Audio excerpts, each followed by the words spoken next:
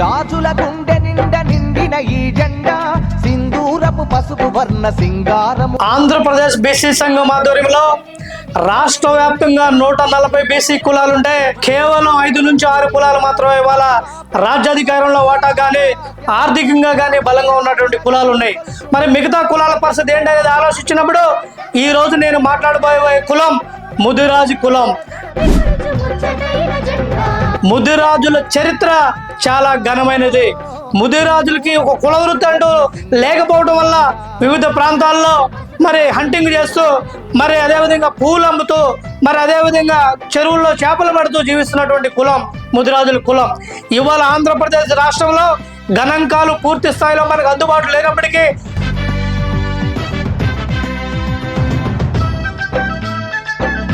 ఇరవై లక్షల జనాభా తక్కువ కాకుండా ఉన్నటువంటి కులం ముదిరాజుల కులం.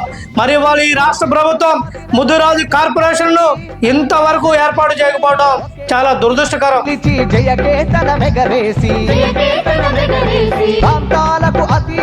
వెంటనే ఈ రాష్ట్ర ప్రభుత్వాన్ని ముదిరాజులకు కార్పొరేషన్ ఏర్పాటు చేయాలని చెప్పేసి కోరుతున్నాను. అదేవిధంగా గత ప్రభుత్వంలో ముదిరాజు ఒక బిడ్డకు ఎమ్మెల్యేగా అవకాశం ఇవ్వడం జరిగింది. తదనంతరం మంత్రి పదవి కూడా ఇవ్వడం జరిగింది.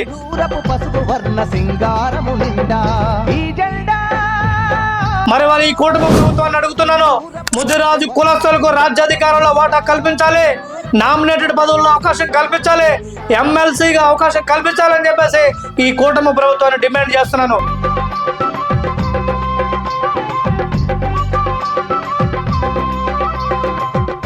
ఎందుకంటే ముదిరాజులు ఇవాళ ఉభయ తెలుగు రాష్ట్రాల్లో తెలంగాణలో దాదాపు బీసీల్లో మొదటి స్థానంలో ఉన్నటువంటి కులం ముదిరాజుల కులం. నీతికి నిజాయితీకి మారుపేరు ముదిరాజుల కులం. పౌరుషతో పలుకుతున్నటువంటి కులం ముదిరాజుల కులం. ఆత్మగౌరవానికి ప్రతీకగా నిలబడినటువంటి కులం ముదిరాజుల కులం. అటువంటి ముదిరాజుల కులం పట్ల ఈ రాష్ట్ర ప్రభుత్వం నిర్లక్ష్య వైఖరి మానుకోవాలి.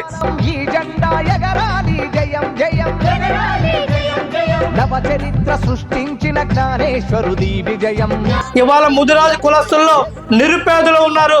విద్యకు దూరమై బతుకుతున్నటువంటి నిరుపేద కుటుంబాలు ఉన్నాయి. వాళ్ళని ఆర్థికంగా ఆదుకోవాలి. వెంటనే ముదిరాజు కార్పొరేషన్ ప్రకటించాలి.